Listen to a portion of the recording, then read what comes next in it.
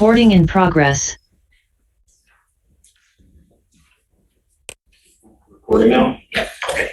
Let's call the meeting to order at say 10:02. Jessica, could you call the roll, please? Sure. Supervisor Hasley? Treasurer Palmer? Here. Clerk Flintoff here. Interim Administrator Murdy? Here. All present. Okay. At this time, we have an opportunity for the public to make comments for up to 3 minutes. Anybody wish to make a comment this morning? Anybody? Nobody in the room. Nobody online? I see no hands raised at this point. Okay. And Jim, who's taking minutes? I'm sorry? Are you or Christine taking minutes? Uh, I just want to, before we get too far ahead of ourselves. Yep. Excuse me, I have a comment. Okay, Pam Boyd has her hand raised. Okay. Sorry, I couldn't get to it quick enough. When was the agenda posted? I seemed to look at it yesterday late afternoon and it wasn't there, and then at 1 o'clock this morning it was. It was posted last night. And my apologies for that, Pam. I missed a step. Okay, thank you so much.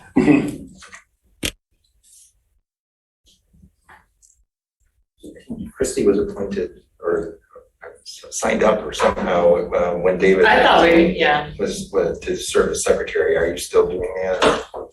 Yeah, Okay. so Okay, thank you. I'm just gonna, yeah. If you, as long as I'm just gonna post them all ahead. Okay, thank you. If you wouldn't mind, I would like to just add one item to this, to the agenda. You want a copy? And Okay. as I understand it, each committee can choose whether or not they want to have these meetings available via Zoom. And I just wanted to make sure that, see if this committee would like to, I want to make sure. I am, okay. That's it. Okay. And have this committee determine whether it wishes to be available via Zoom or just in person. That would be D3 Zoom. So remote access. Right. Yeah, maybe that's better to put it at remote access. And Jim, I'd also like to get an update on the finance director recruitment. Okay, well, that's, you want to add that too? Please. Okay.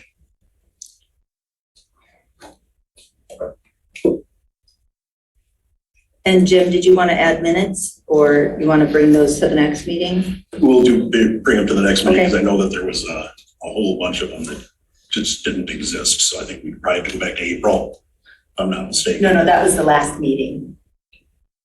Right. So it's just one set of minutes from April From that we'll April, have to, okay. yeah. Yeah, let's take care of that the next one. I'll add that to the agenda the next time. Okay. Okay.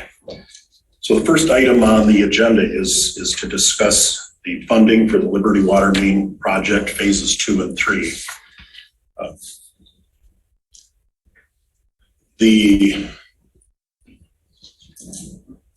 See, Steve, are you available? Can you bring him on? Steve, Was that Steve?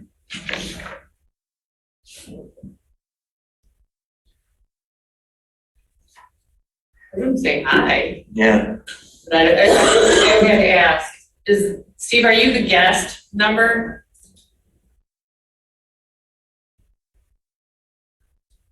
Hit ask from you.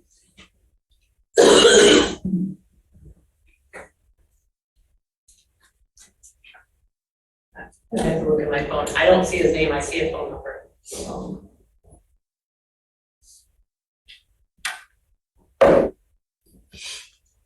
Okay. let me check. If he can't hear. Well, I asked him to unmute, so I don't, He may have dropped off the call somehow. no, the phone part's still there, I still see it, so he should be there. Okay, can you hear me now? There, Yeah. yes. Okay, see. All right. I can hear you. Well, good morning. So, yeah, phases 2 and 3,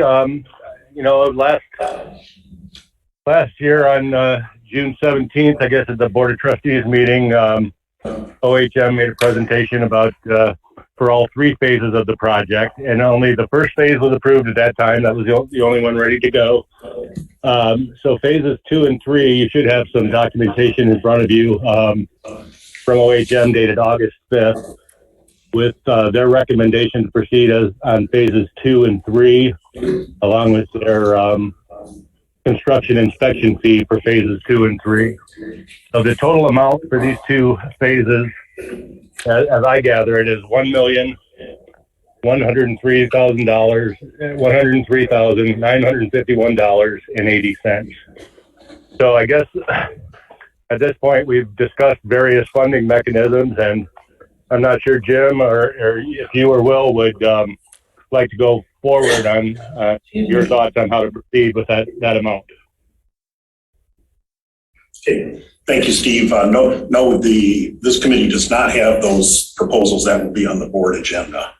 I just have a quick question. Where are we at in terms of spending down the authorization that we made for phase 1?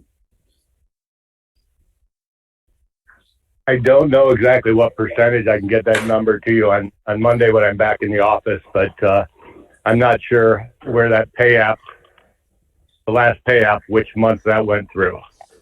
So I don't have a percentage complete. Okay. Well, Maybe somebody that has that computer can see that. Okay. Well, the main objective today is to create the model motion for the board so that we can all agree on what's going to be on the board agenda next Tuesday. Agree on what the funding sources will be for phases 2 and 3. And I haven't looked at this in months, so my memory may be wrong, and please, Sandra, you can correct me. I think we set up a project for this so that we can account for the phase 1, 2, and 3 pretty easily. I think Rebecca had done that, but we can double check so that we could have that so we could status. Maybe perhaps break out some of the different portions. Well, just kind of where we're at with the money we've already authorized. So, but it sounds like we need 1.1 million more. Correct. Right. Okay. And having received the, what do they call it? The Trail Woods Community Benefit of $1 million. This covers the vast majority of the funding for this phase 2 and 3, with another $100 and some thousand dollars that will have to come from the water fund. So there's two components to what will be on the board agenda on Tuesday. One is for the engineering. They have a proposal price of $183,500. And then, of course, we have the construction phase by, is this Paymar or Palmar Enterprises? Is it Paymar, who was selected through sealed bids back in June of 2021. And their proposal is for $920,451,800. So it's my suggestion that we appropriate money for the construction wholly from the Trail Woods Community Benefit Grant. And then the balance would be split between the remainder of that $1 million from the community grant. And then whatever else is required would then come from the water fund. And you can see on these two proposed model motions, one is for the first one is for the engineering.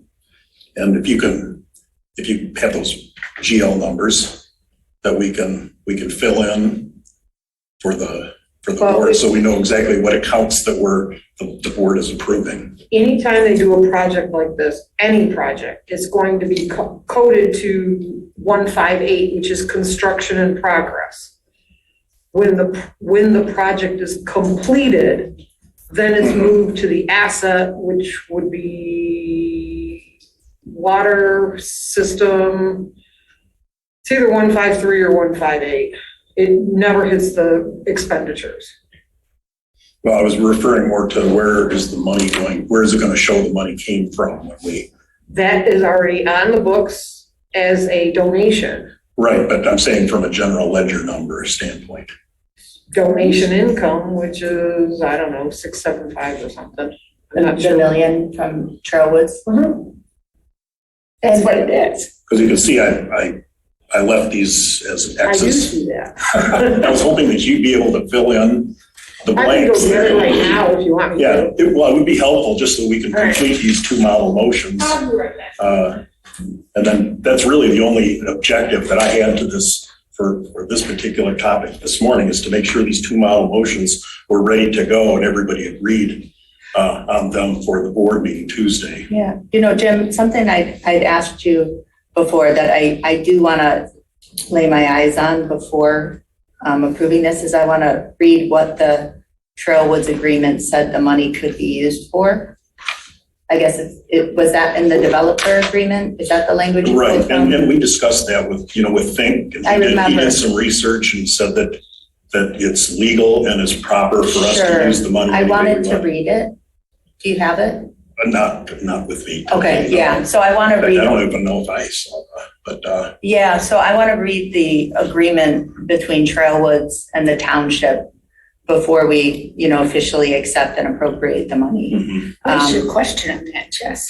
Because I'm wondering, when we negotiate these, sometimes we say, for the benefit of infrastructure generally, sometimes we say it's for a water project, sometimes we say it's water, fire, paths. Some of them have gotten quite detailed, so I just want to make sure that we're expending it in a way that aligns with what they are intending it to be spent on. Well, if it is an in general phrase, it's still our call and we still need that water. So there's, Sure, I just don't know what it says. Yeah, well, it's just a little frustrating because we spent quite a bit of time talking with Jim Fink about just exactly that topic.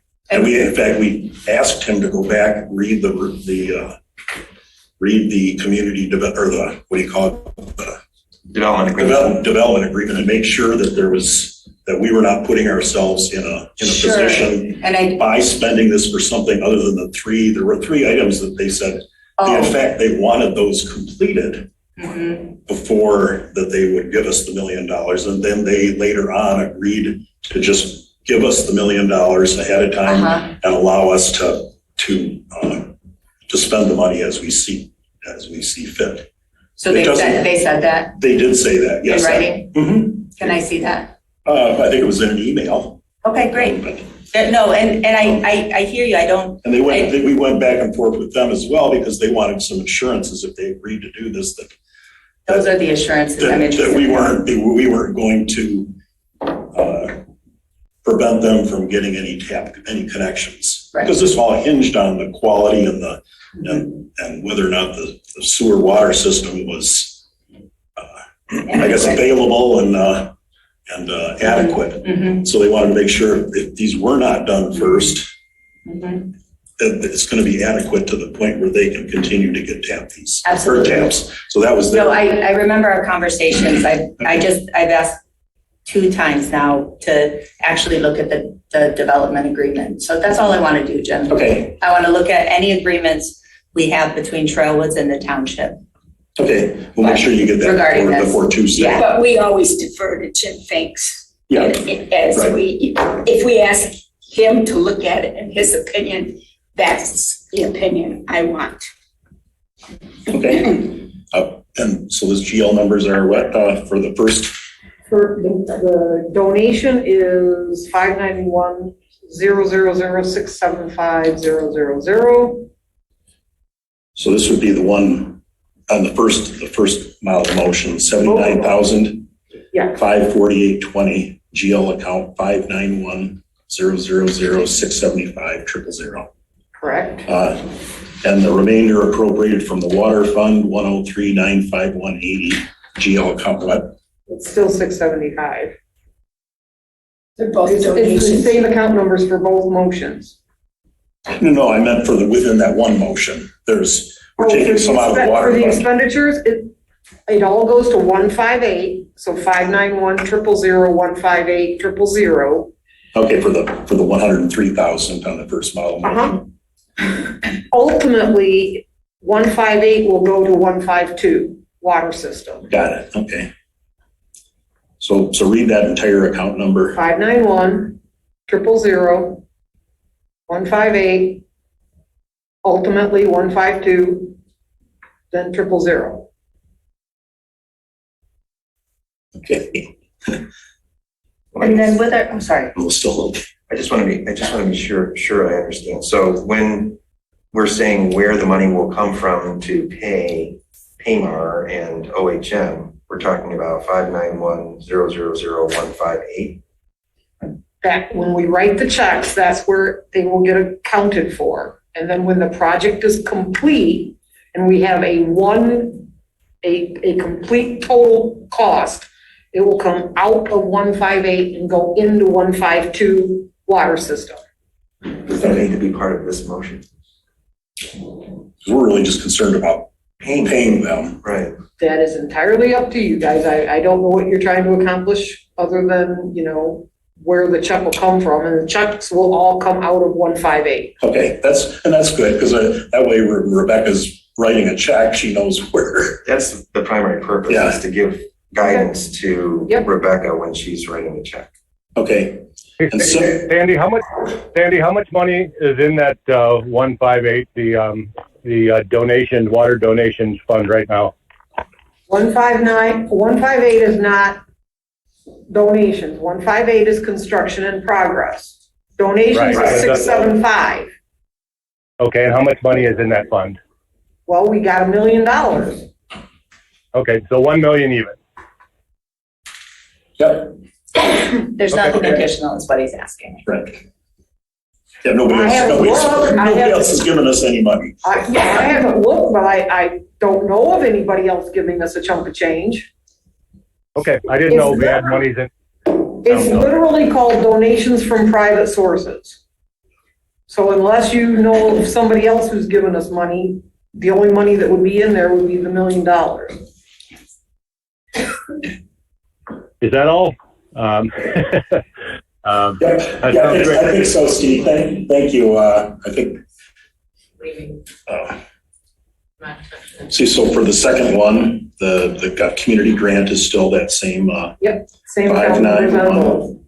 591 675. No, I thought it was 158. I No, the didn't. money coming in was 675. Oh, okay. The money going out will be 158. Okay. And a contingency was approved apparently as part of that June 3rd, 2021. Yeah. Of $200,000. And that would be in this model motion as also 591-000-158. Okay. But only if it actually gets Right, expended. only if it's needed, right, I put that in there.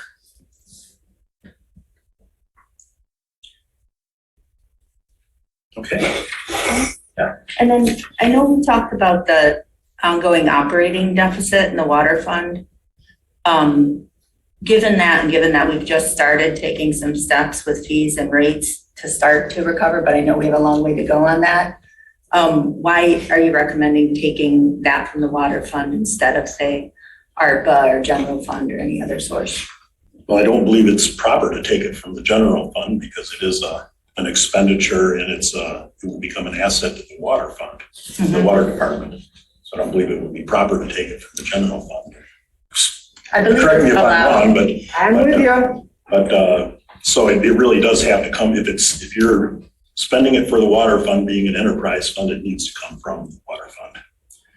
I thought when, you can't use enterprise fund resources for general fund purposes, but you could use general fund for water. But what about ARPA? Because I know that that's an allowable source. Right, and I don't think that there was enough. I don't think there's enough need. This is a very small number. I understand. I wouldn't take it from ARPA because I think ARPA funds should be used for something that benefits everybody, and to spend it on the water improvement that's been benefiting really the water customers. So it should come from revenues that are associated with the people who are ratepayers for the water infrastructure. So either we're gonna bond for it and have the water fund pay back, the bond, Right. or we pay for it out of existing funds, which my understanding is there are ample funds to cover this expenditure. Yeah, I mean, Where are we at with the water fund? So I seen you had 4.5 million, something like that. I mean, is what I saw. they have plenty of money to pay out $103,000 and maybe 200 more. Okay, Yeah, great. we double check to make sure that we have lots of, Plenty of cash. Plenty of cash, yes.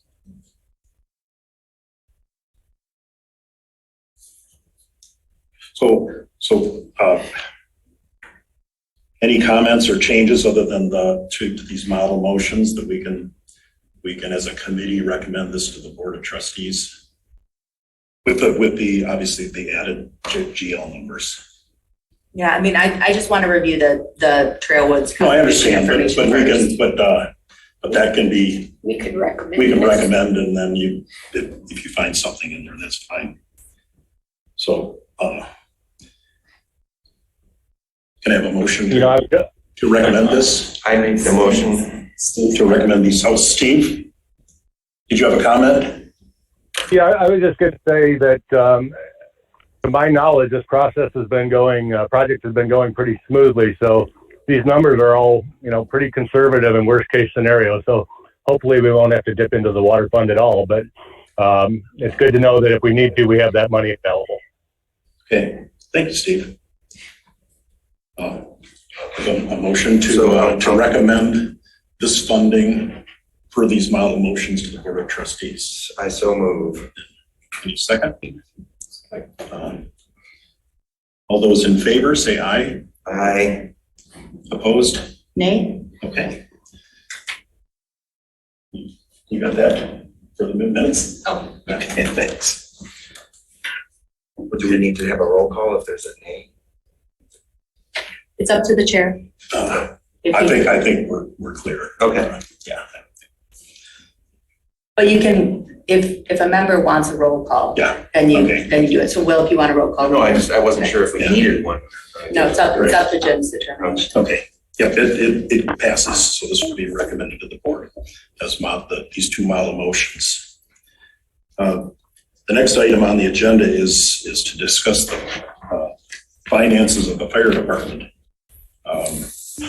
I have been told that the fire department is currently operating in deficit.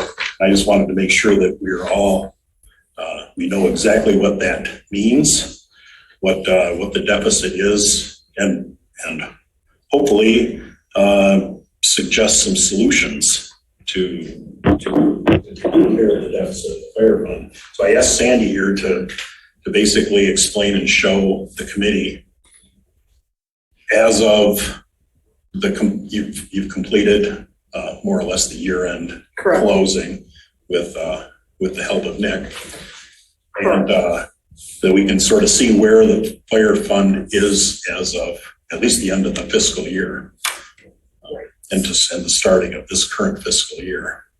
So I don't know if you shared this with everybody. No. Okay. I have not seen it, actually, in fact. I emailed it to you. You might have just missed it. And public have these documents, since they're not in the packet? Yeah, or we can share it on the screen too, might be easier. Whatever you guys want. What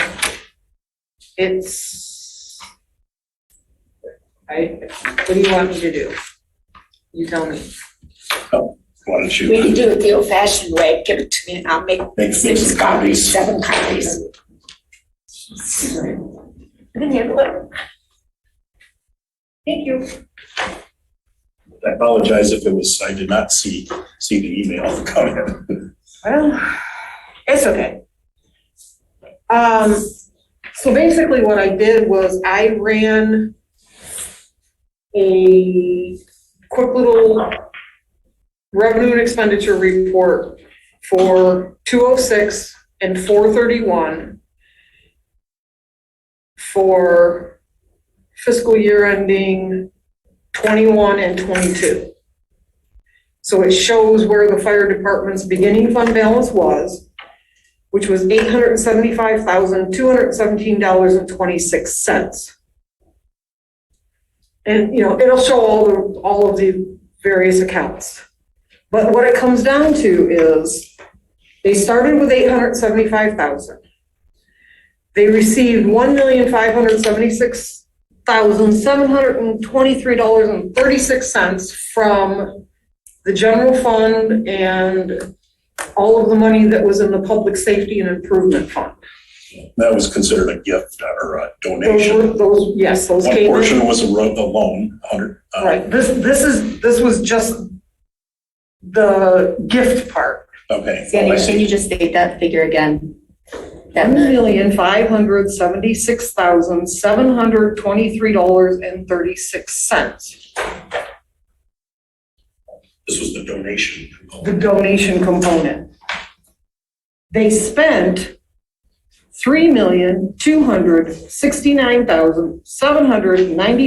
$3,269,793.48 as of the end of fiscal year 22. Say that number one more time. $3,269,793.48. That left them short $817,852.86. So when you look at this, if you just go to the very last page of this handout, in the first column, it will, at the very bottom, it will show you the beginning fund balance of the $875,000.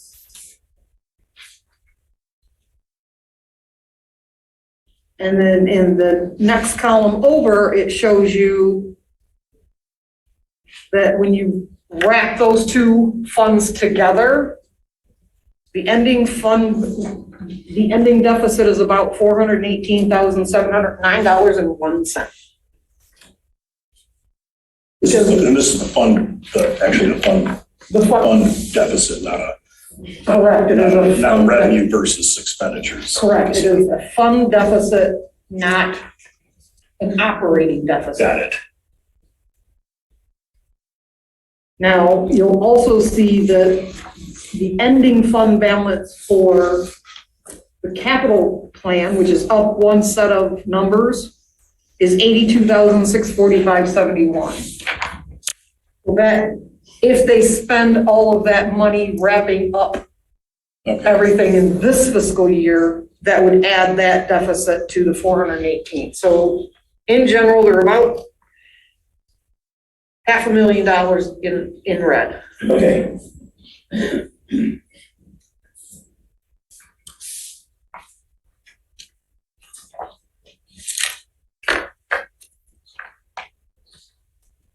Is there anything else, do you know, just anything else to wrap up that might, is the rest of that 82,000 might, or is that? Is that as of 3/31/22? No, I think. Yes, and he's had additional. Yeah, there was a- You have had some additional The expense. final invoice has come through. I don't remember the number off the top of my head. Okay, but that would be obviously about 82,000. Yeah, it was above that, I believe. It was above, okay.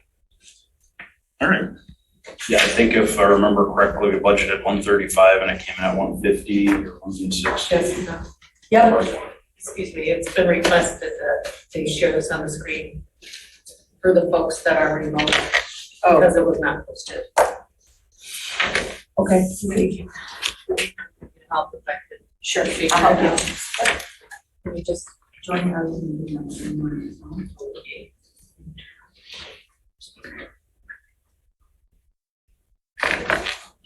My hand, I did this. Sorry, folks.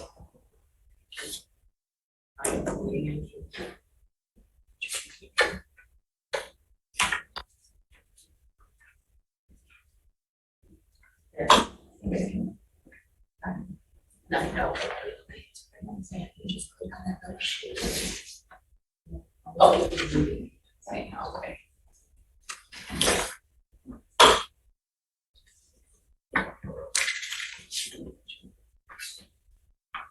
Do you need a sheet of paper?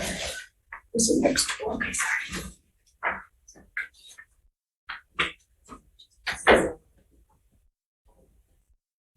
Yes. And join without video.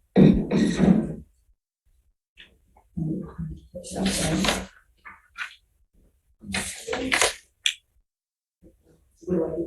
Just hold. Oh. It's a sort of old school, new technology here. You take a picture of here. Make it cold? Sure.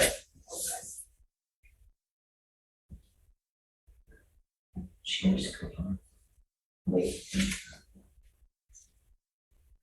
That's if I went and emailed it to them. Yeah.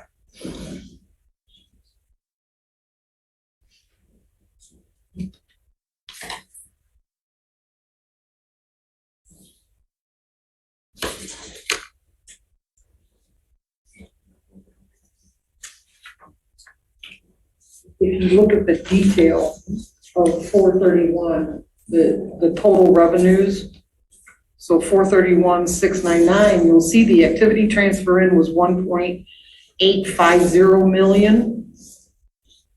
But if you look at the end of the third page for 206, you'll see activity transfer out of 273,558.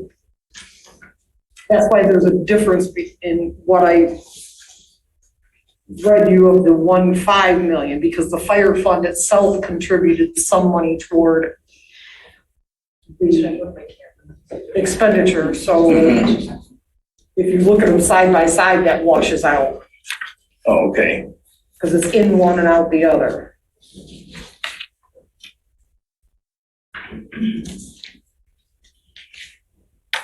So Sandy, sorry, well, Chrissy's getting, can I just ask a question? Okay. So that 1576723 plus the public safety fund, No, that is the public safety fund. inclusive of it. That is what the general fund gave, which was 800 and some thousand. Yep. And the 700 and I think those are the two together. some odd, yes, that's the two together. Plus the fire contribution, the 206 contribution. No. Okay. If you look at the very last page, up at the top where it says 431,699, it'll show 1,850,28136. That is all inclusive. Now look at the bottom of page 3, where it's 206,999 activity transfer out, the 273,558. So if you take the 1,850 minus the 273,558, you get the 1,576. Gotcha. So the 273 is all you have noted as having come out of, is all that came out of 206 Correct. this year. Okay. Yeah, 273,558. Right.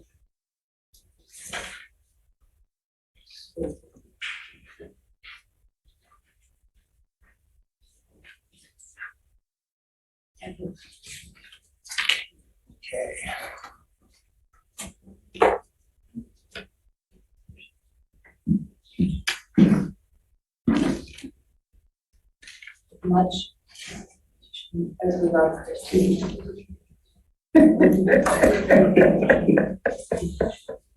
not sure she meant to do that, so. I think it was pretty Better than a whole bunch of numbers, right? It was a nice picture.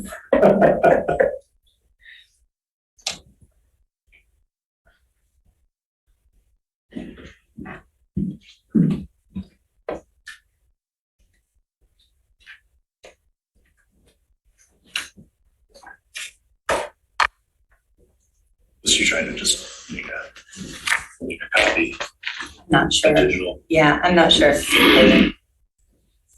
Well, we'll tell you what, we'll cycle back to that, this revenue expenditure report on the balance sheet.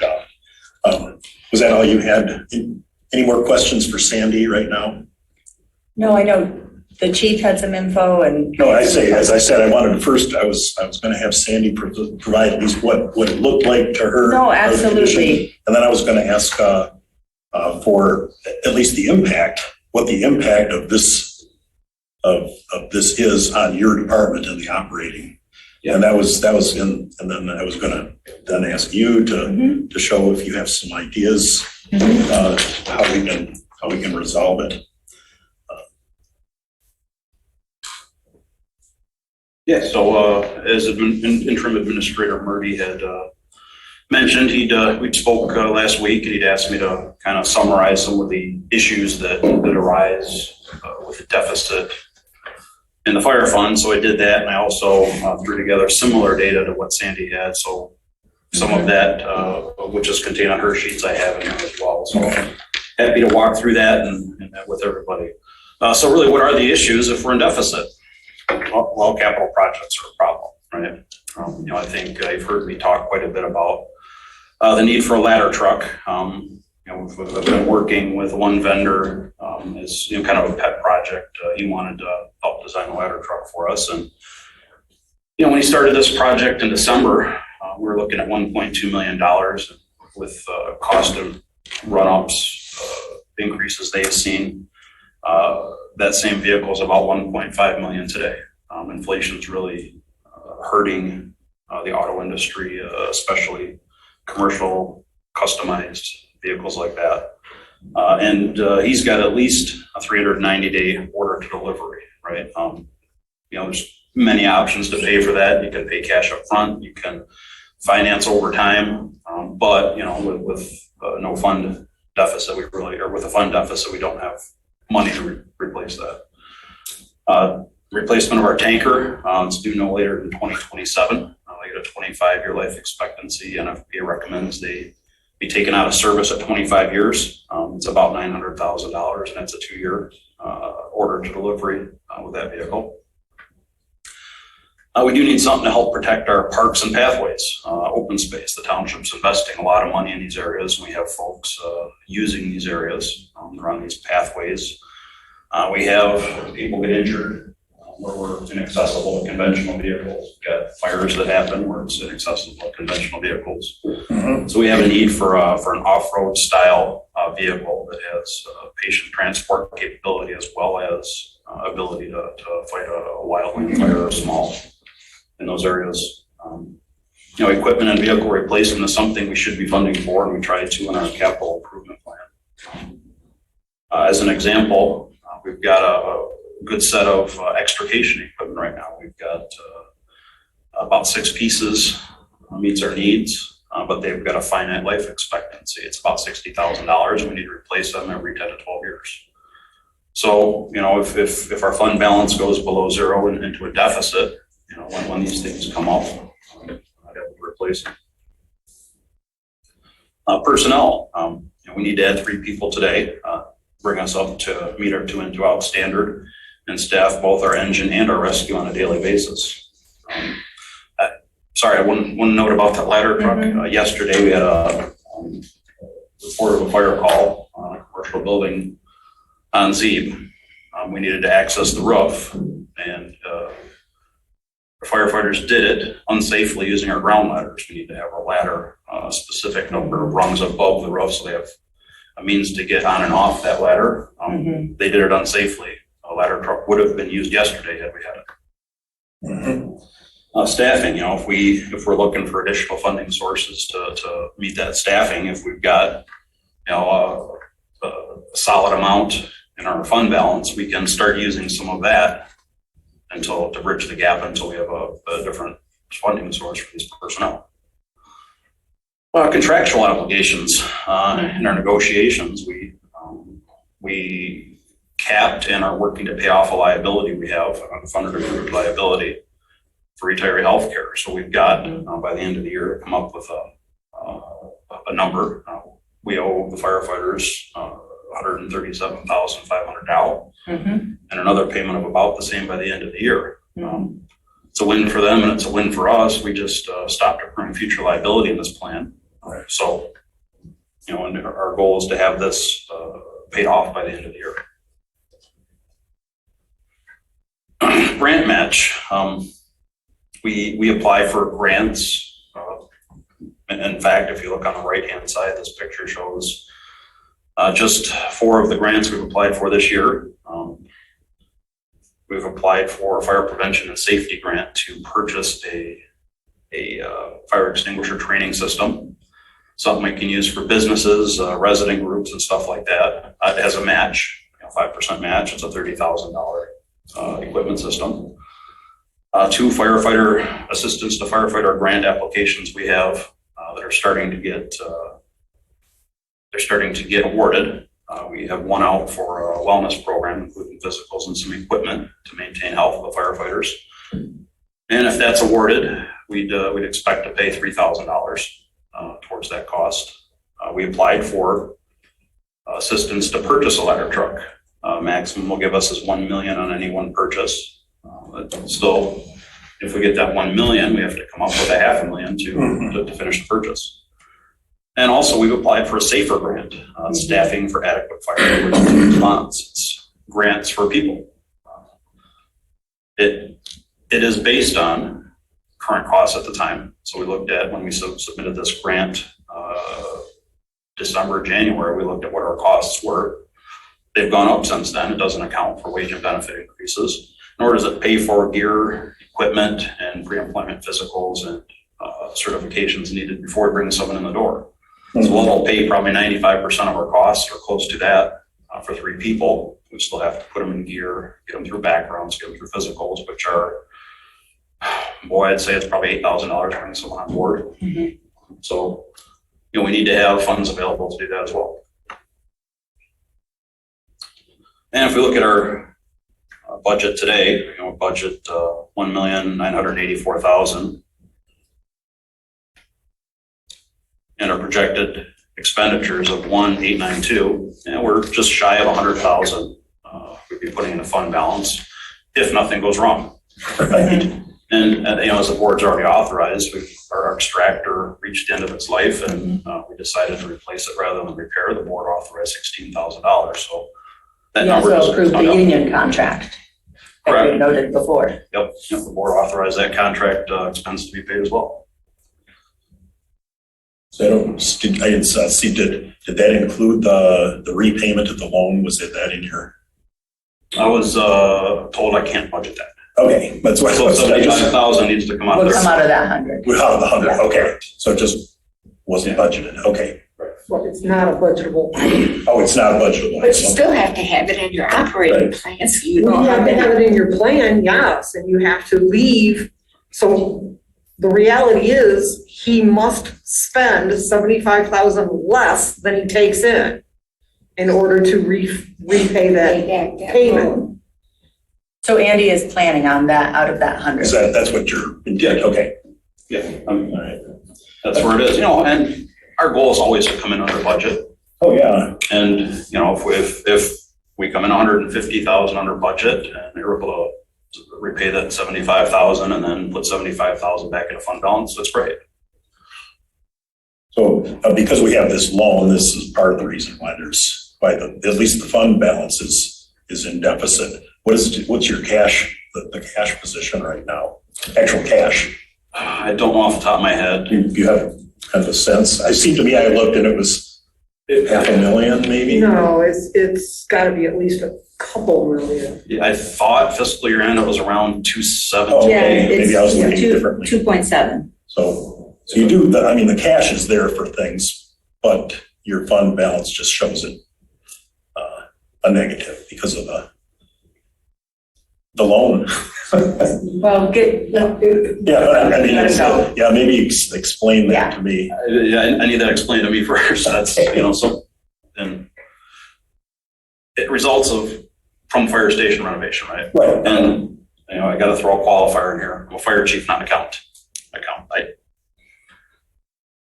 So, as we look at how we got to where we're at, we looked at phase 1 of the fire station and, here's the numbers that Sandy was talking about. The board approved a change order for just shy of $1.5 million plus 200,000 contingency. And here's where they authorized funds to come from: 206, 225,000, 246, 773,000, and 101, 802,000. Additionally, at the end of the year, the board authorized an additional 148,558 from 206 to 431, which is the 206 being fire fund, 431 being fire station construction. And that gives us the 1.848 and change. And you can see here, just like Sandy mentioned, you can see where these funds came from. Yep. Nice. 246 transfer out, 101 transfer out, 206 transfer out. Brought it all in, 1.7 million, and then some interest in the rest brought us up to about roughly 1.85 million. Well, and when we actually closed out 246, the Public Safety and Improvement Fund, there was an extra 2,000 and some odd dollars. That's why your numbers aren't going to top Right. quite exactly out. Yeah. Right. You can see here, we look at, this is from Fund 101 General Fund, transfer out to that. If you look at the very bottom of the second column with blue numbers, I'm sorry, the first column with blue numbers, it's 802 out. 206, first column blue numbers, that's our transfers out for this project as well. And you can see it all comes into 431 there, $1.85 million ballpark. Phase 2, the board authorized a $1.5 million loan from 101 to 206. And there's the actual motion. I took it out of had all this stored for this project as it went. $75,000 annual payment minimum and a 20-year term. So basically the board's authorized about $3.35 million. Transfers into 206 in fiscal year 2021, none. Rebates, there's no transfers in. Then we take a look at transfers into 431. We only got transferred in $1.85 million. Even though the board authorized like 3.3 ballpark. And it's kind of a summary of board authorized on the left side and total booked in revenue expenditures that I can see of 1.85. When I looked at fiscal year end 2022, I see that that number changed a little bit. Booked in general ledger, there's a transfer of 1.5 million from 206, and I think that's where we end up with the fund balance deficit. And I don't understand that, because again, I'm not an accountant. My expectation was that was going to come from 101 as a loan, but It did. Let's just keep going through, because I think that's going to be just the how it is conversation. accounted for. and here we go. Here's the 1.5 million transfer in. That 1.5 million came out of 206 fire, went into 431 building capital project. And Chief, can you go back one, please? Yeah. So it's activity transfer in. Correct. Okay, thank you. Yep. And then if you actually, I think I have it here. 2022, we had a transfer in ARPA funds, board authorized to replace or rescue. So we see that fund that came in to 206, the fire fund. And then you can see fiscal year on 2022, there's the transfer out of 206, of 1.5.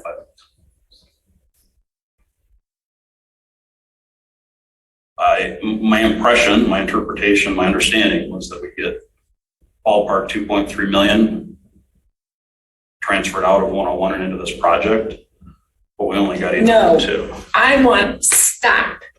We only approved 1.5 million as a loan for the project. Where's the rest of this million plus coming from? I can go back. Yeah, go Chief. I don't remember any other amounts. So here's the first motion, That we did in July of 2020, done. July 28th, 2020. That 802,000 from the 101 fund balance we first allocated to this project. And then later in November of 2020, we did the $1.5 million loan. But that first fund in July, that first phase in July 2020, that's when we approved this full 1.8, about 125,000 from fire, 773 from 246, and 802 from 101. Yeah, and then Still doesn't sound right. on the right-hand side there's actually a board motion from the minutes. I can, it would help if you He's right might. on it. Yeah, Okay, Yeah, this was all the various funding sources for this. the beginning of the project. Yep, yep. Right. Yeah, this is That the was first half. that was all phase one. correct. And then here's phase two where it discusses the loan.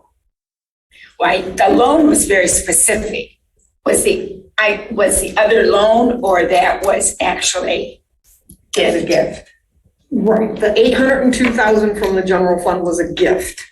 Okay. Correct. Closing out Fund 246, which is public safety and improvement, Bingo. Was a gift. that was a gift to the fire renovation Public project. safety fund, yep, okay. So the way, Mixing words here. and the way I understood it, we should see about 2.3 million come out of 101 and come into this construction fund, which we didn't see.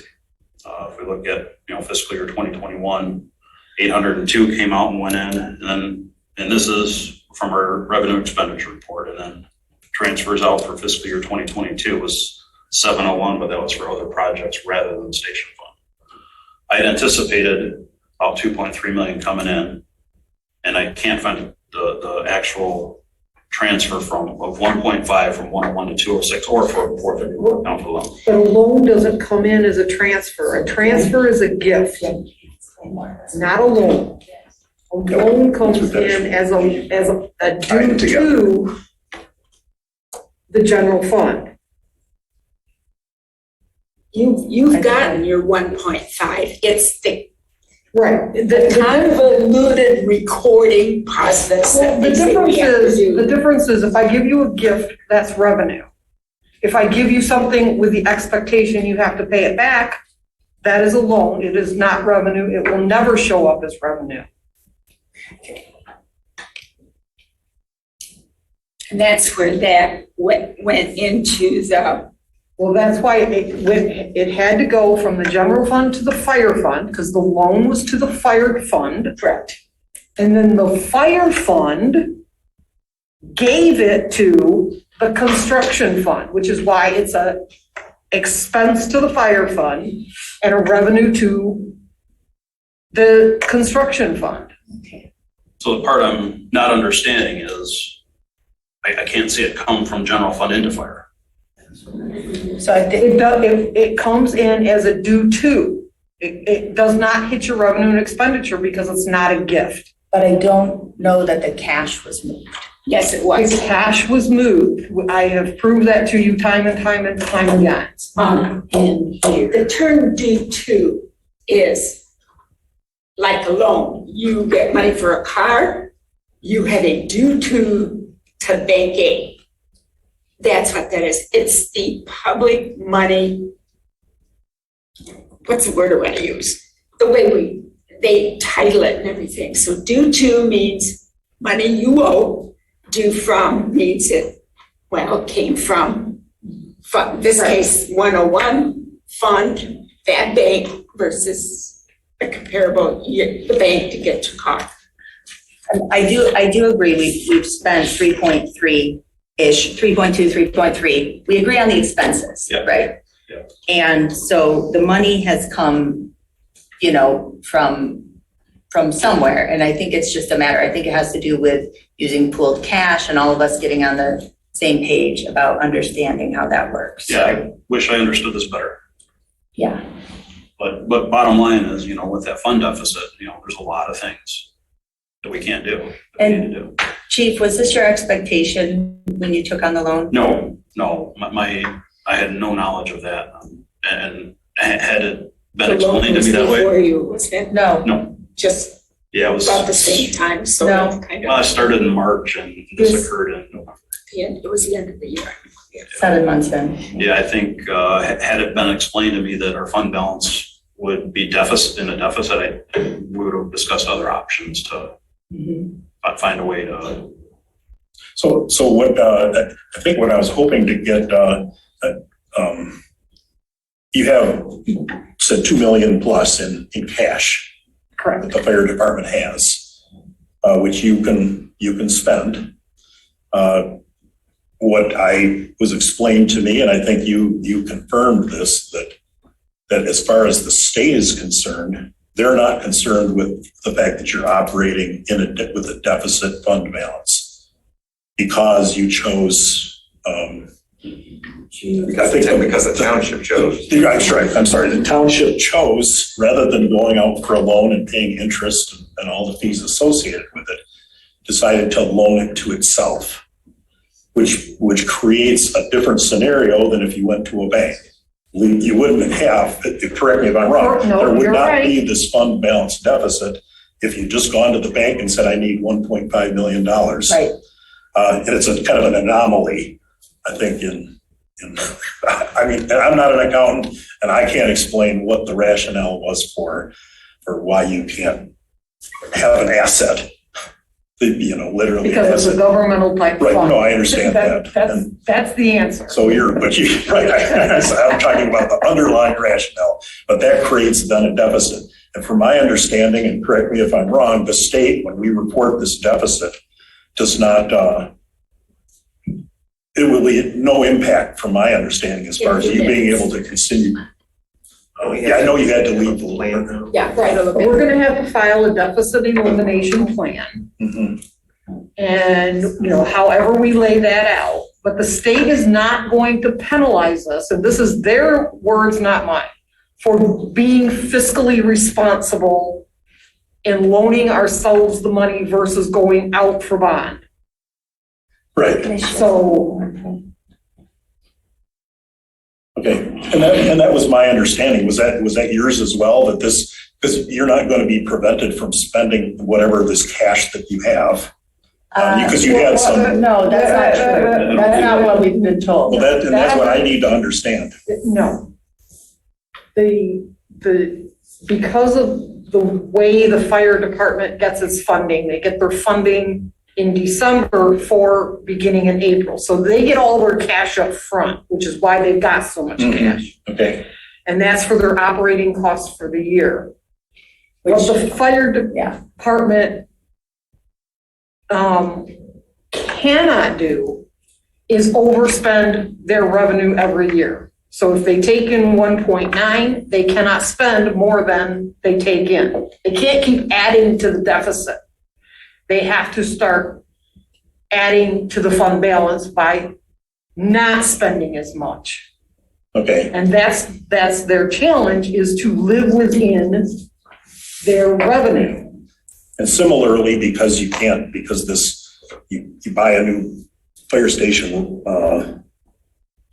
renovation, which as far as the books go, it just disappears. It shows as an expenditure. And a fire truck would be the same thing. Correct. You were to buy a new ladder truck for, was it $1.5 million or so?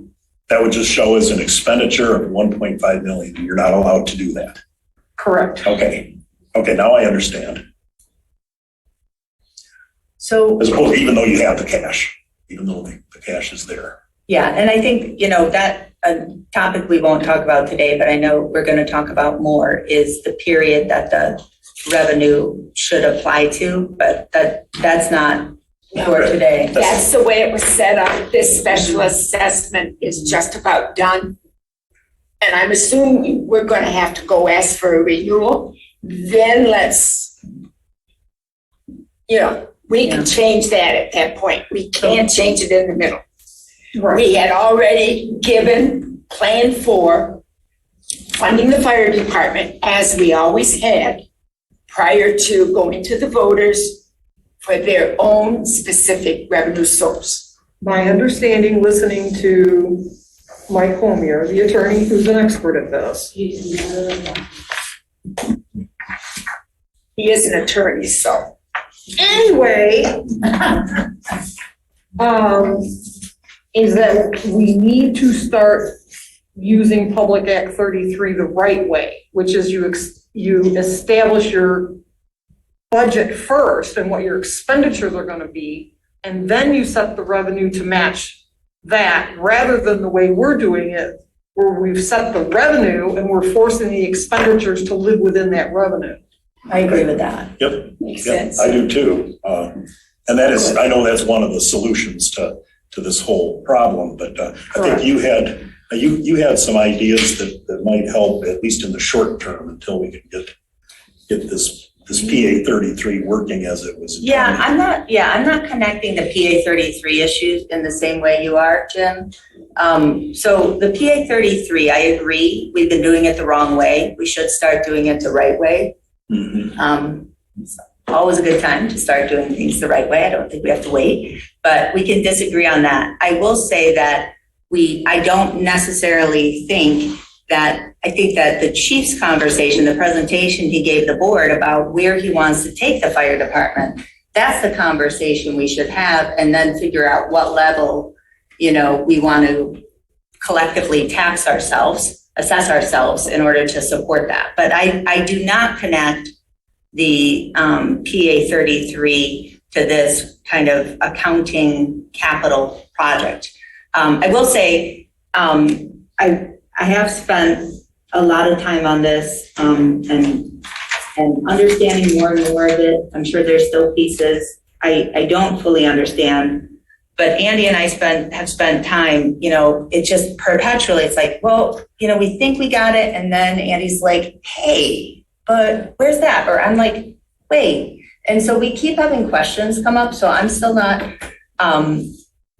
I went through the same exercise and just want to share a little bit about it with some kind of questions for the Board of Trustees, because I just want to emphasize this is the board's responsibility. I am, in retrospect, I wish we would have made some different decisions, and it's our responsibility. But I think it's really about how we go about major capital projects. There's probably similar steps that were missed when the utility addition happened. It's why it gives me, pause when we're talking about things like the water main, which I know is smaller, but still, I want to make sure we're doing these right. So just a little bit of history, because all of this happened very fast in 2019 and 2020. So it was in July 2019, we voted to place on the ballot and call for a special election, moving from 0.9 to 1.35 in November 2019. We had a spreadsheet that we looked at once. I was sitting over there in this room. It had 3 different millage levels. 1.35 was in the middle. I remember I invited Sandy to come to the special meeting. We were all trying to understand it, but it was not, it was not generated by Sandy. It was generated by the manager and the supervisor. I know that the firefighters were saying that wasn't going to be enough. I was a new board member trying to make sense of it. And I thought, okay, 1.35 million, but what was very, very clear, there's a line item, capital, 200,000 a year. It would support about 200,000 a year. And when Bryce started getting sick, he sat down and explained it to me to make sure I understood that and said, hey, you can do incremental renovations or you can bond if the township decides to do, something to the station, but there's not enough to pay cash. So just a reminder, because I think sometimes to the public, they see we put that on there. They see this beautiful new station, which we're all happy about. But that no one here ever thought that was going to be able to cover the costs. But before you go on, I just wanted to say that I was doing some research on that 1.35, Yeah. and I did, and maybe I did see some. Oh, thank you. Sorry. Hi, Donna. That it was originally proposed at 1.75. I saw some emails and some documents that it was originally proposed for 1.75, which probably would have covered all this. And that there was a decision made. I don't know if you remember some of the decisions of why it was decided to go to ask for one. It was not an open board deliberation. It was not a full board deliberation. So I would just say lesson learned. Right. We have to deliberate these things. These can't just be small conversations about what the voters might be willing to pay for. We've really got to be honest about what the needs are. Further, I'll say, as far as I know, Jim, unless you've seen something different, in all those conversations, the entire fire station renovation was never a part of it. I realize that, yes. It was never even a part of the 1.75 Oh, it contemplation. was not, okay. That was more, and yeah, Sandy remembers that as well. So this station was not part of the mix. It was more about staffing issues. Are we going to get, meet the 2 in and 2 out and other things? Right, okay. Okay. So we passed the budget in March 2020, adopted the budget. We had Fire Services Director, John Achesko. He proposed and we adopted $70,000 in capital for that fiscal year for minor repairs. We're trying to get rid of the mold and the rats and a new fridge or something like that. The fire department had no written capital plan or budget that I know of, and there was no fire station renovation budget. We didn't even talk about the fire station renovation during the budgeting process. And of course, it's a few things happening between March and July of 2020, which we all experienced, including Andy, the chief, joined March 1st, March 8th? The 9th, I believe, the week COVID hit. The 9th, yeah. So the week COVID hit, that whole experience was offset by the arrival of the chief. And in July, the board authorized the monies that the chief went over, and I agree, it totaled $1.8 million for what we called phase 1. In November, and it was the same meeting that the board first adopted its 6-year capital plan. It included all of the capital projects that the chief had put forth with great thought. A plan is not an appropriation, but it is in fact a plan. We had a presentation from the chief.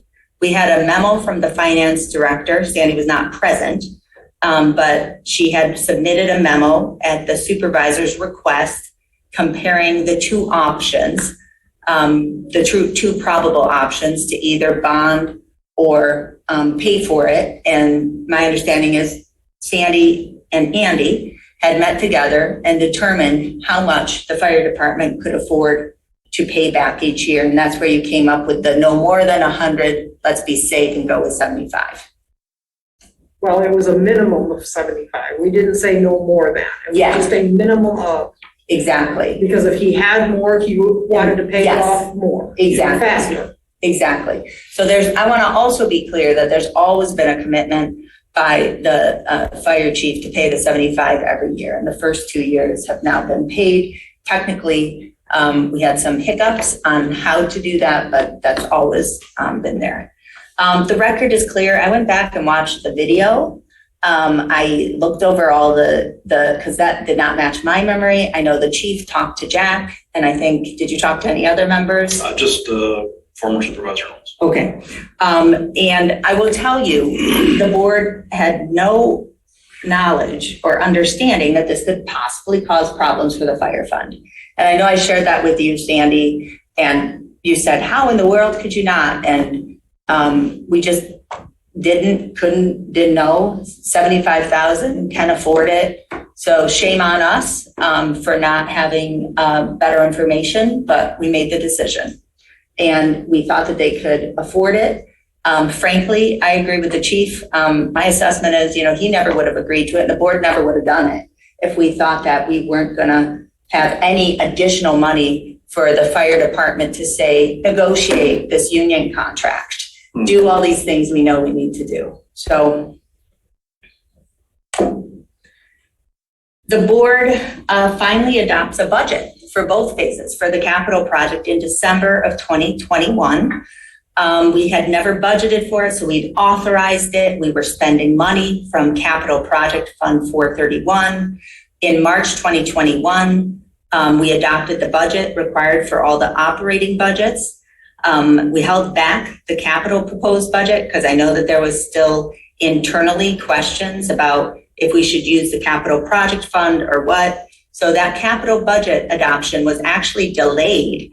And then there was some members of the board who thought we shouldn't be doing mid-year budget adjustments. And it got delayed, but we passed it in December of 2021. And it was at that point that I entered the budget amendment and the transfer. So, okay, sorry, that's the same one. So since we made these decisions in November 2020, I've talked to a lot of our kind of township experts. And here's just sort of a roll-up, right? Pat McGow, bond counsel, says, well, here's the dirty little secret about interfund loans, is there's nothing on the books that explicitly allows them. There's nothing on the books that explicitly prohibits them. People do them, but there's certainly nothing in particular that regulates them and how we do them. We've done them before. We've never really done them to the extent where it would put a fund one in deficit, or at least not for 20 years to this degree. I think we've done some for land preservation and other things. I'm sure there's been others in your experience. The auditor multiple times has given us advice that if there is any fund deficit in this circumstance, that it's really not a big deal. Wait and see.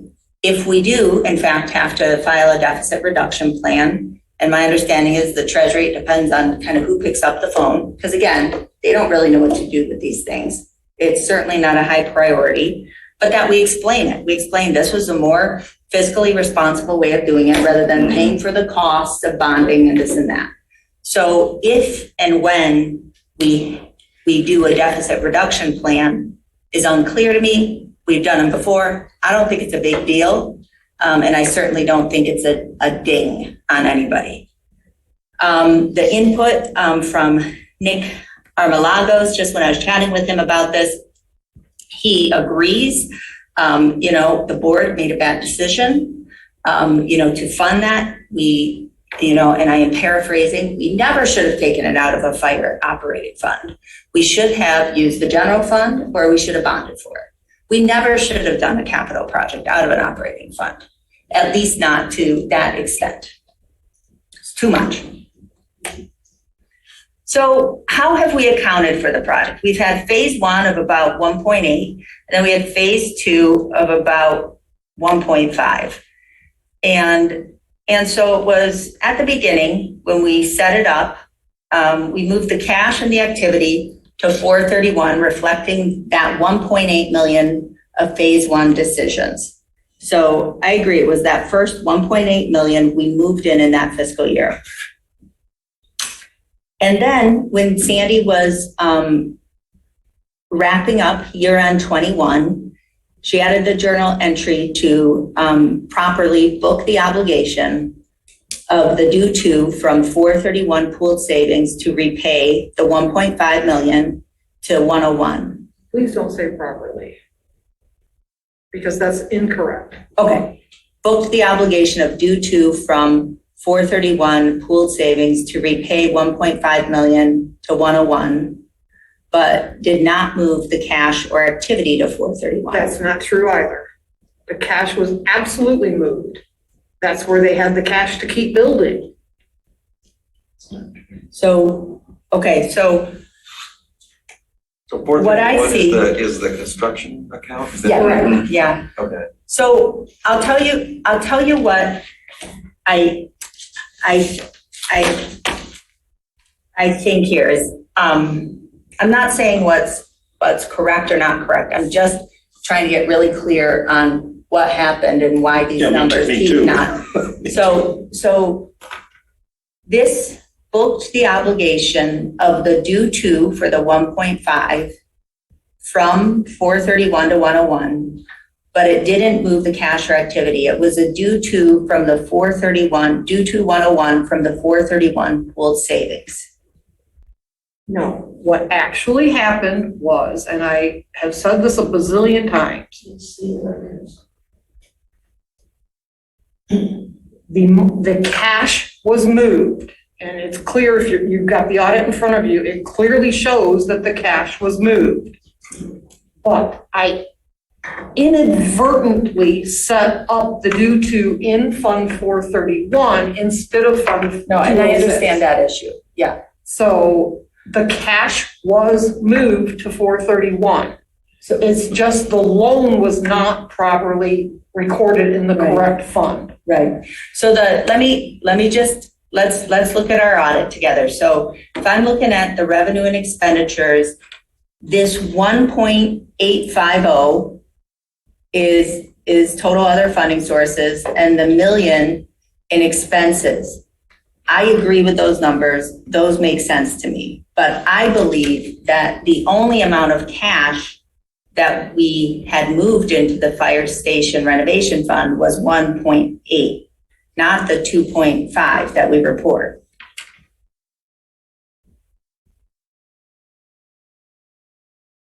Due from other fund. Let's see, it's right here. Advances to the fund, 1.5 Yes. out of the general fund Yep. and into the public improvement fund or the fire renovation fund. It's right there. The money was moved, I see that. So or that would not be there. Sandy, I see that the liability was booked, You can't book a liability without moving the cash, Jessica. but 1.5 and 1.8 would equal 3.3. Uh-huh. We know 2.5 in cash and investments in the fire station renovation. And when I look at the balance sheet, you know, it's not like we had the fund in the prior year. Right, so if you look at you need the revenue and expenditure report, because look, Okay. you have, Oh, sorry, did you want me to switch to the revenue and expenditure? You want me to go back? you can, but look, you spent 1.2. 1.2 plus, go to the other screen. 1.2 plus 2.5 is 3.7.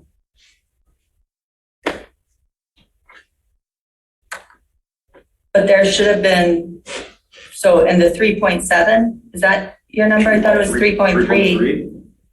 So the money was there, they spent 1.2 of it, which left them the 2 point whatever. They wouldn't have had 2 point whatever in cash if the 1.5 million hadn't have been moved. But the amount of money that we appropriated and have spent is 3.3. Uh-huh. So 1.1 plus 2.5 is 3.7.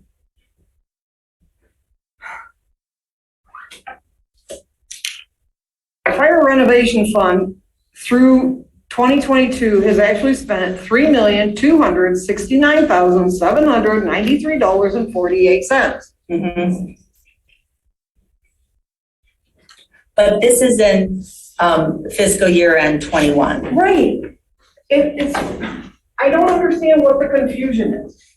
They ended the year with 2.581 million in cash. Mm-hmm. They spent, Okay. 1.022. So if you add the 2 point whatever in cash plus the million they spent, is your $3 million.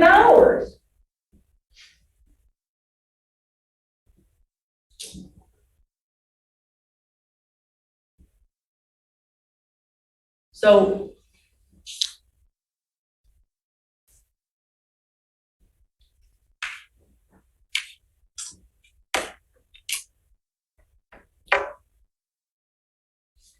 and why is it more like 3.7 instead of 3.3-ish?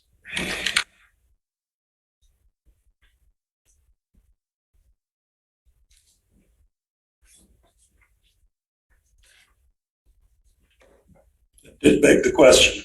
No. Unless the numbers are. I need it in front of my face. I can't keep stretching my neck like that.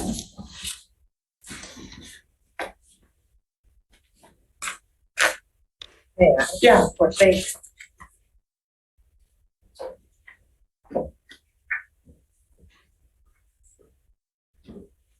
2.5 plus 1.022 is 3.5. Mm-hmm.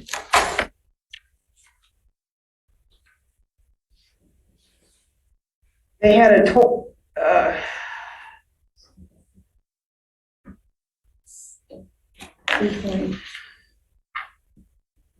The number is 3603076. okay, 3.6, okay. but If you also look, you have accounts payable, which is another liability listed at $250,000. Yes. So 2.5 plus 2.5 minus 253. Right. So that's 2.25 plus $1,022,000 is 3.3. There we go. Now we zeroed it out. I needed it in front of me. Okay. So the cash that was, so then when did we allocate the cash? So you're saying the 1.5 due to allocated the cash. Absolutely. You can't set up a liability without having the money move in with it. Okay. And I understand, most of this all is in pooled cash too, which, is a little bit of an adjustment for me. So if the due from should appear in the 431 before we changed it. The due to, you mean? Excuse me, yeah, so the due, yeah. Due from is always gonna be in the general fund Right. because they're the loaner of the money. Mhm. You're saying due to, or it's really liability. Yes, Is the due money- to is a As a liability liability. So the liability went into 431. and that's instead the of construction- 206. The construction account instead of the fire fund. And- Correct. And that was part of the confusion. Right, and that was intended to go initially right straight to the fire fund. Correct. Okay. So then the accounting for the project thus far in this year is then, once the board approved the budget in December of 2021, I went in a few months later, but I went in and added the budget amendment, and I moved the activity and moved the 1.5 cash from 101 to 431. And that's when we, after a lot of conversation, we understood that I had made an error in doing that. That repeated, that effectively kind of duplicated It did duplicate, yes. journal entry 71286 that you had done before that had moved that cash. Correct. Okay, So we undid that. okay, so I was not understanding that first, when I was again looking at all of this, I was not seeing how that cash was moved by that first due to. And I think that's what Andy was having trouble seeing too, is did that first journal entry ever really move that 1.5? Again, it had to, because you cannot set up a liability without the So- corresponding, I mean, you have to have a balanced Yeah. entry. So you can't set up a I know. liability if you don't actually get the cash. I know, I'm just wondering if we're absolutely certain that that's true for pooled savings. I'm absolutely certain that it's true. Because when we first did the first journal entry, when we were setting this up, in February of 21, we moved cash and activity a little differently. So we did it with now I know that wasn't a loan, but in addition, we did just moving the cash, the let's say 101, the 101,000,001 to 431,000,001. And I don't see those cash movements in anywhere related to the 1.5. Those movements between cash and cash. Look in March of 2021, and you will see it in the general fund. Because again, you cannot set up the due to, due from unless you move the cash. Okay, well, That wouldn't have been a due to, but wasn't that basically the due?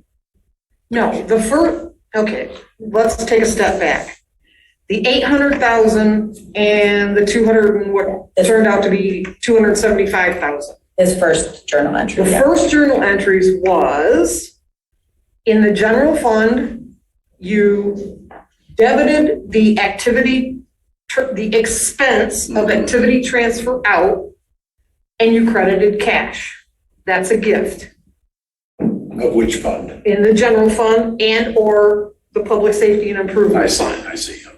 And then the receiving fund, which is the construction fund, debited cash and credited the activity transfer in Got it. Yes. because it was a gift, so it became revenue. It was getting the cash. And it got the cash and it got the revenue. Okay. The 1.8 check. Yep. Correct. The second set of entries were in the general fund, you debited due from and you credited cash because you got rid of the cash as a loan over here. And then it was accepting the cash, so debiting cash, crediting due to. Yep, I get it. And that's, Sandy, every time I go to look for where the cash got moved by those, I can't see it. And that's what Andy independently has seen too, is that, and it's just very specifically the due tos, due froms within that pooled cash. Do you have the general ledger on your computer? I do, I can't pull it up while I'm screen sharing. Okay, well, I could easily show it to you. That would be helpful because I know we worked really hard to come to that understanding, and I thought that I came to understand that I'd made a mistake. I make mistakes, but that I had effectively duplicated your entry. But the way I did it, I had moved the cash, and You moved the cash as a gift because you did it through activity transfer ins and outs. Right. And you couldn't do that with a loan. because the liability had already been booked. And because it was a liability, it wasn't a gift, so you cannot use activity transfer in or out. But if you pull up the general fund, I can absolutely show you where the cash came out. Okay, I will say, let's do that. That's actually one of my suggestions for next steps, is I'd like to get a really clear understanding, because Andy's been through this independently, I've been through this independently. And so I want a shared understanding of where the cash came out, because we went through and made a series of correcting journal entries that Sandy and Nick worked on, and I thought I understood, but now I'm not confident in those anymore, because I'm not clear that, in fact, when I actually went back and looked at the journal entry 71286 that I did, it had two steps to it, and I think it may have actually moved the cash for the first time and not mistakenly for a second time. So that's my honest where I'm at. I will say all the expenses are properly booked to 4/31. I mean, we all agree on the expenses paid for. That's the good thing, right? But and Sandy, maybe it's because on the expenses being booked, is it, can you describe a little bit about how typically we do pooled cash, like when we do AP and payroll, and when we, if we have, let's say for a typical AP and payroll run, how Rebecca figures out how much will be booked to each fund? Is that typically when it's kind of allocated to each fund and then taken? Every time you put in a check request into the system, Right, you tell it what account number you post it to. correct, yeah. And then you get the report, the board gets the report every single time that says, here's the check So run. it knows exactly which Which fund is fund hitting. and portion of the pooled cash that is allocated. Right, exactly. So I think maybe, because this was pretty unusual, right? To like set aside 1.5 million of pooled cash. I'm wondering if we, weren't used to that practice of kind of setting aside that cash. Now, Sandy, you're showing me in the audit where it was set aside, that 1.5 and that 1.8. It was moved, not set aside. Excuse I don't me. understand that. Thank you. verbiage. It was moved, so practically it was all within pooled cash. Pooled cash simply means that all of the funds share a bank account. Yes, exactly. But every set of funds has to have, they're each an individual set of books Right. in each individual little business. Yep. And they must be balancing within themselves. Yep. So, yeah, let's get a shared understanding on that, as well as where the cash came out, and then maybe we can all, we can do that. Stop sharing your screen, I can show you. Okay. And then, sort of medium terms, next step and steps in terms of, I've talked to folks about, if there's options, we cannot, retroactively bond or retroactively say, oh, this was an ARPA project. The obvious option for the board, as much as the fire department is not asking for forgiveness, would be to identify the general fund or any other source of money to forgive the loan, or at least as much of it to get him out of fund deficit. So I don't know what that would be, but that's one option. That would be one deficit elimination plan. Well, if. No, we would just transfer it. It wouldn't be we wouldn't I'm not sure. What are you saying, Will? I'm sorry, my understanding, correct me if I'm wrong, is you're saying that is an option as a deficit elimination plan. Correct. For the general fund to Forgive. give and forgive a portion of the loan. Correct? Yeah, isn't that right? That is an option. So another option would be to keep the deficit in place, with the loan in place, and just identify general fund. I think we have 275,000 for the OPEB buyout. There's other pieces, and just identify other funding for that would be one way to do it. Just keep it in place, and when the auditors become available and we work with them, we'll use the explanation of the interfund advance causing the deficit and submit explanation to Treasury if requested. So, I don't think it's a sink or swim sort of. So you say, excuse me, when you say find another source, sorry, for say the OPEB, which is a pretty big bill, are you saying perhaps the general fund gives the money to the fire fund to pay that? Is that what you're thinking? Yeah. Those sort of things, as opposed to forgiving the loan necessarily. Yeah. Just paying for some of these things that. Kind of on a piece by piece basis as the board sees. Just so I understand Yeah. at least what your idea is. Yeah, because as I said, in November 2020, when the board was talking about it, it was kind of like, you got to remember, those were simpler times, we thought. And, that was like, yeah, no, they should pay it back. Should they pay it back? It wasn't everybody, again, we didn't budget it. Jack really wanted to do it. Donna really wanted to do it. We had a great new chief. We knew who could shepherd it through. We wanted to do it. We had not planned for it. We had not, there was, but we did it. And I do think the board needs to take responsibility for that, and just kind of put all options on the table here. But I just want to be really clear that the fire department has been operating in very good faith. They have met every obligation, and I really think, the chief manages his department in a way that's a model for the township. So I just want to be clear on that when the public hears fire fund deficit, they don't think that there's a fire department mismanagement or something like that. If that makes sense. Yeah. The reality is there is, and this is not easily understood by anybody who is not an accountant, but there are two different types of accounting. One is governmental, one is business. They operate completely different. Governmental funds are a checkbook. It's money in, money out. You do not recognize assets, you do not recognize typical liabilities.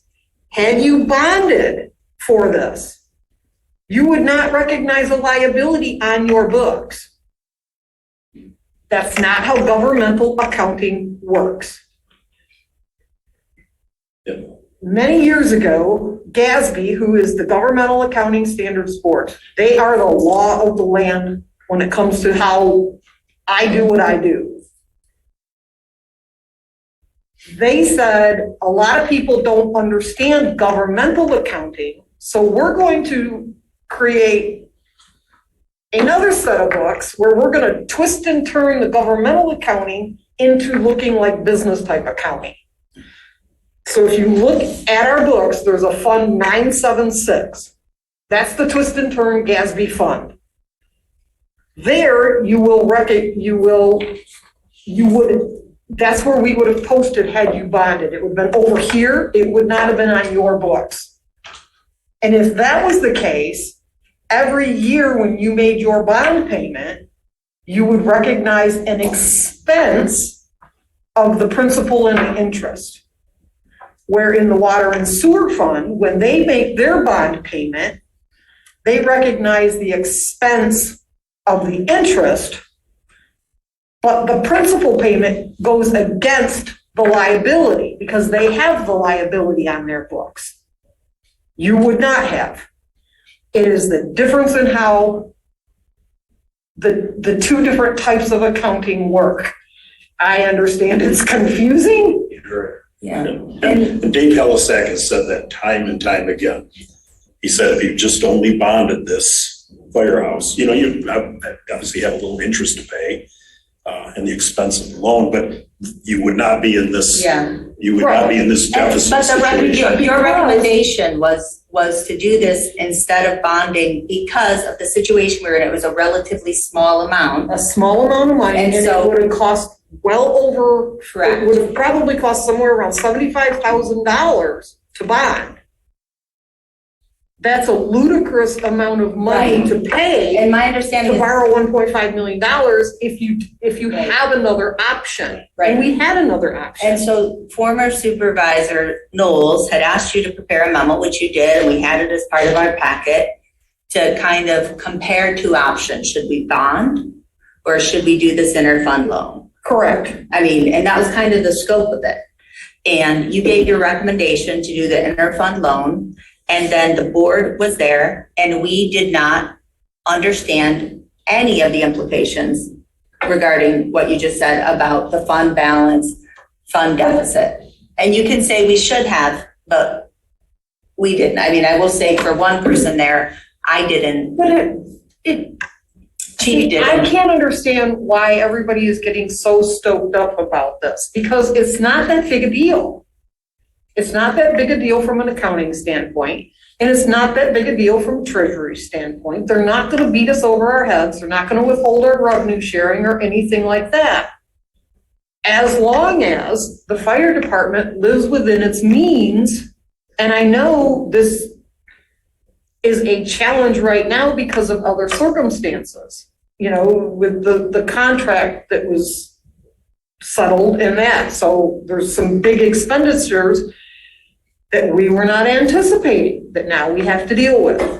Isn't that the real problem? I mean, That is the real problem. It's sort of, to me, and we've now gone over this a couple of times in just this meeting, but also before, it's very understandable that the board would not have understood something that we're only sort of understanding now, and that is that because of the way that accounting is done, the deficit of the loan in the fire department budget is causing pressure on that budget. But the real problem is that there's not enough revenue for the fire department. That's the real crux of the problem here. So we can tinker with that by, moving some expenditures like the OPEB element of the fire contract. We can move that, somehow by paying for it out of the general fund, which it may make sense. I don't know, but we're sort of tinkering around the edges of a real problem, and that is that the fire department revenue is inadequate for the operation of the fire department. I think those are two separate problems, I agree. But I think that really, what I wouldn't want to see this board do is say, propose a police and fire, PA 33 millage just to backfill some shortage we're actually having in the general fund. Because I think that the truth is, we know we don't have the kind of fire department we want, and the chief's going to lead a process and figure out what we want, and we'll get that.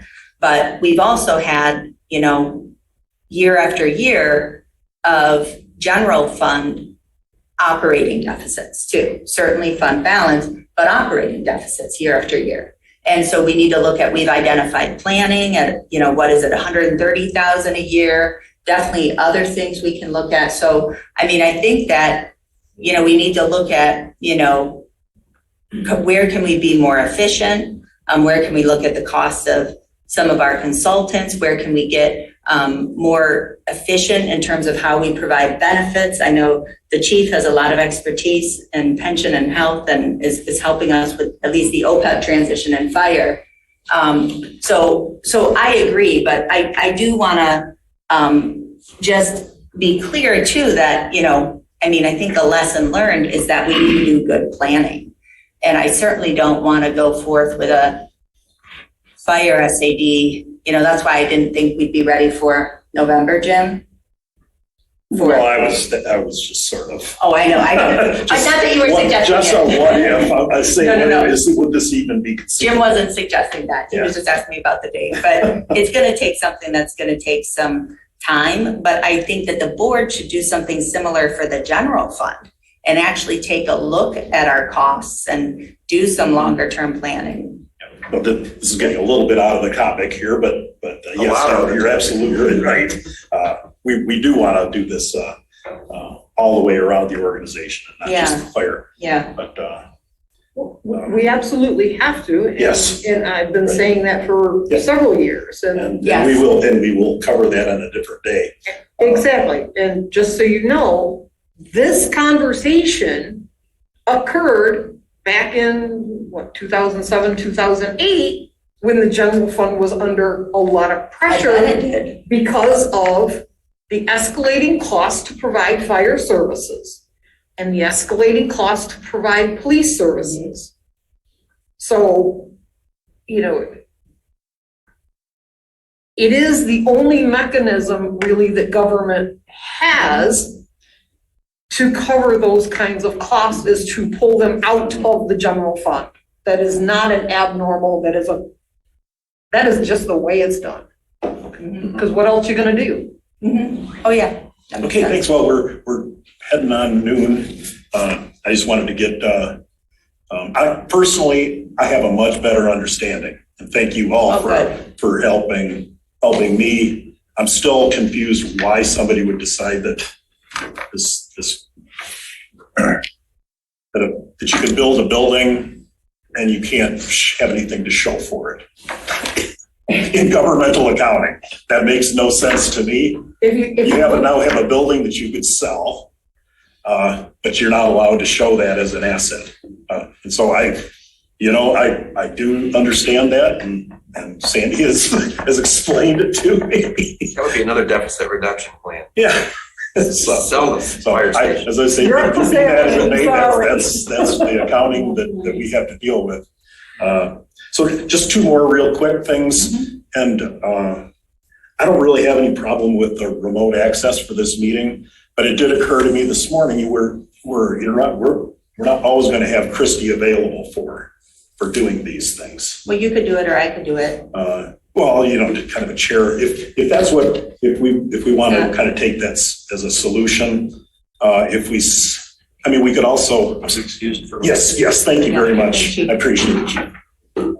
Or we can say that when, I don't know if it's necessarily required, whether we can say it's not always going to be the case if we don't have the staff to do it.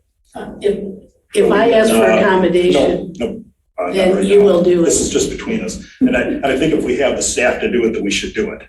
So, here's the thing, Jim. But I know as a committee, we can agree to. Yeah, so as a committee, it's our choice. I will say everyone else does it. It has become a very positive norm. Everybody except the Board of Review for reasons because they talk about, certain individuals' financial circumstances. I'd recommend we continue doing it. It's actually zero costs to us. Right, We have it's just technology. it's just staffing that concerns me. And I don't think we need staff. I think, all of us know how to use Zoom, and you and I both know how to use Zoom really well. So either one of us can do it if Christy's not available. I would also say that the ADA requires that we have it available if somebody requests an accommodation. So I think it's just frankly asking for trouble, given the divisiveness of the remote meetings issue over the last year when the board tried to cut it off in June. So I think it's just asking for an ADA accommodation. I don't know if you were here when we got those 30 ADA accommodations regarding. I've heard about them. So one, I think it's asking for civil disobedience from our engaged people, and it feels like a provocation. So I think we should just keep it. You kind of agree with that, Will? I think that's. I didn't know it was even a question. Oh yeah, we sort of I added that. Well, I know we added it to the agenda. It was just but whether or not we want to continue having these be available remotely.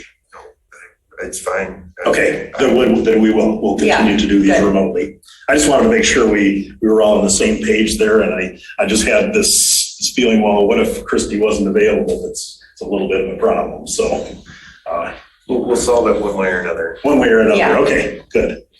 And as far as I don't really have anything specific to report on the finance director. We still have those two. I hadn't really. But I know we have for the kind of interim. 4 down to 2, and then Yep, what was I the really next haven't step? had any. Well, the next step is I wasn't really given any yay, these look good. Correct. So I think we all felt that way. If you want me, I will go ahead and set up interviews for the two that we sort of said look okay. Do they have I wasn't anybody- thrilled. Do you think they'll have more candidates, or? I don't think so, because they come they're supposed to send these every Monday, and I did not get any this week. So those are the two on the table right now. If you want me to move forward, I'll go ahead and schedule some interviews just to see whether they, okay. Yeah, I think Jessica and I both, I didn't see our response from Donna, but Jessica and I both felt. Yeah, I that wasn't those- sure what the consensus was. I Okay, know. you're right. I didn't see anything I sent to Sandy and Rebecca, heard nothing about. Well, I know you're sort of buried. I was buried. I just didn't get around to it. Okay. I was kind of hoping to get a consensus from everybody I sent it. I mean, as I said, sorry, go ahead. I don't see much there. Yeah, Let me well, put it that way. I agree. I did too, and so I was a little bit trying to decide, should we even waste our time if because they weren't really any better than the as far as having a lot of No. government experience, BSNA, that sort of thing. Well, one had more government. A little bit. I think In the healthcare industry, though, not in. Wait, there were 4, and there were 2, I thought, who had government experience. a little There were. bit, but- Well, one was in the college field. And from his resume, he was mostly a recruiter in a way he did more things like, how do I get enrollment up and how do I cut expenditures? He wasn't really in the boots on the ground work as far as I could tell. And the other one was similar in the healthcare field, although I think he has more day-to-day processing of information. But he was also one that spent a lot of time in the private sector. Right. So I'm not sure, Now, he's worth talking to, I just don't okay, know. then let's do it. I'll send a message to GovTemp and say, we'd like to interview both. You want to think both of these? Or, I mean, the one stuck out to me, you said that. Yeah, the 2. I Two of them thought, looked okay. yeah, I said At least 2. maybe worth talking to. I think 2 of them look okay. And I would say, again, if I don't want to get in a, same situation where we've got, where we kind of, I guess just kind of think about the whole process, Jim, of how you want to run it in terms of, Right. interviews and stuff. Because if it's just better to just have, bring them to the full board for a 10-minute interview, up or down, but we got to move on this. Right. And another thing that a couple of other things that I was looking at, GovTemp.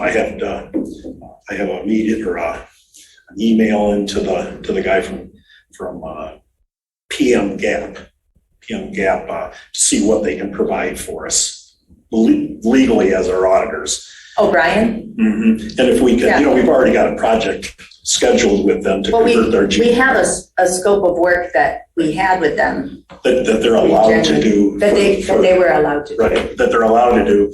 There's another, I don't know if you've got handy the name of the company that. Anarchist. There's another company that is not our accountants that I had a proposal from that can actually step in and do literally complete turnkey finance if we need. So I thought they were extraordinarily expensive. I was my jaw hit the ground when I saw it. Can you share that with me? Absolutely. Take a look. Yep. So I think I was just more, I think the price was what blew me away when I saw the price ranging from 175 an hour up to 375. that's what people charge. Right. It was very large numbers. So I think I just had a chance to digest that. Yes. But yes, that is another option that I've been spoke with. Amy This is Sell- through Amy put me in touch with this guy. Good, because I think, what Amy's message said to me was, we also need to go back to, where we were at in December and January of looking at potentially bringing in a firm, and whether it's, somebody with more senior and more junior, so we're not paying $375 for everyone, right? But I mean, at this point. Right, it's still a minimum of like $175, and if they come in and they say, we need to do this needs to be happening, they'll supply whatever they'll provide us whatever resources we need. And Jim, this is, the resistance you'll find from this board is they balked at paying for professionals. And that was why they voted down the proposal from PM Gap and Raymond before, was they said it's too expensive. So, I mean, at some point here, we've got to acknowledge that expertise is important and we need professionals. Right, and They cost money. And I'm working to get my I head think around all this. before we move on, I just want to take issue with that characterization. If you want to characterize why the board took a particular action or didn't take a particular action, that's up to you, but that doesn't make it true. It's just your opinion. Okay, do you want to share why you opposed it multiple times? Well, I opposed the putting that on the agenda because I didn't think it was ready, that we hadn't really talked it through, if that's what you mean, multiple times. But when it finally came to a vote, which was only once, I opposed it because we hadn't gotten the information that I sought and that other members of the board sought from the then Township Administrator Rowley. The board had never asked him for additional information. Oh, it had so. We did it in writing, we did it orally. You We as asked him over and individuals. You as over. individuals. Well, what I'm saying is, there were nobody had any questions at the board table. They were all, nobody had any questions. When we would turn to you and say, Will, what are your questions? Patrick, what are your questions? Jackie, what are your questions? And it's Who's we? when I would ask Oh, at okay. the board table. The royal. Well, rather than going Will, back. come on. Rather than going back and rehashing this. Yeah, but I'm just saying, this is the challenge you're gonna I have. think the board will all be able to make a decision with all the information that we can possibly muster. But let's And prioritize just this. knowing it's very expensive and Jim, may I throw out a couple of names of people you can contact to see if they. for interim or for? Yes. Okay. There are two very fine CPAs that I have worked with. Will and Jessica has actually worked with the one, which is the Loch Alpine auditor, which is Pfeffer Hannaford Polka out of Brighton, Wait, this is a firm. a firm. Give me the name. Pfeffer, With your baskets like Pfeffer, like Austin Pfeffer. Yes, Pheffer, Hannaford and Polka. I don't know whether they would have time in their schedule, but I think it's worth an But they ask. would perhaps provide these sort of services to come in and just do what needs to be done. Yeah. And then there They wouldn't be is, conflicted because of their role with. no, Okay. two separate legal entities, so no. Maybe they're better, maybe you're a little And better the priced. other one is, it's a gentleman's name of Ken Berthume, Berthiume, something like that. Perfume. Berthume, he's up north a ways, but Is he a CPA? he is a CPA. He actually was the auditor for Dexter Village for many, many years and their local development finance authority. So he's well-versed in governmental accounting. And you think he's they retired? are much more reasonable. I don't know if he's retired or if his firm is still operating, but he ran his own firm. And, he did a lot of governmental. Yeah, well, I'll reach out to anybody I can, given today's kind of. It's worth asking if they have time in their schedule. Sure, I will do that, and we've got what did you say it was Manor? Manor Castorian or Yes, something like that. I keep getting the last part of their name mixed up with Castilian. It sounds like they would Yeah, have but- whatever we need. And their board, they said a lot of times people hire them because, their entire staff quit or something, they'll come in and do payroll, they'll do payables, they'll keep the place running, and a more or less a turnkey solution for emergencies. So it's really a matter of if we're going to pay that kind of money, what sort of emergency are we in, and do we need and what do we need done right now so we can be very selective on what we ask them to do. Yeah, we have various scopes of work. Yeah, right. We do indeed, and that's just getting my head around. A list, yeah. Okay, very good. I think this has been a productive meeting. You need a motion to adjourn. Yes, I will make a motion to adjourn. Support. All in favor? Aye. Thank you. Thank you. We're gonna open up the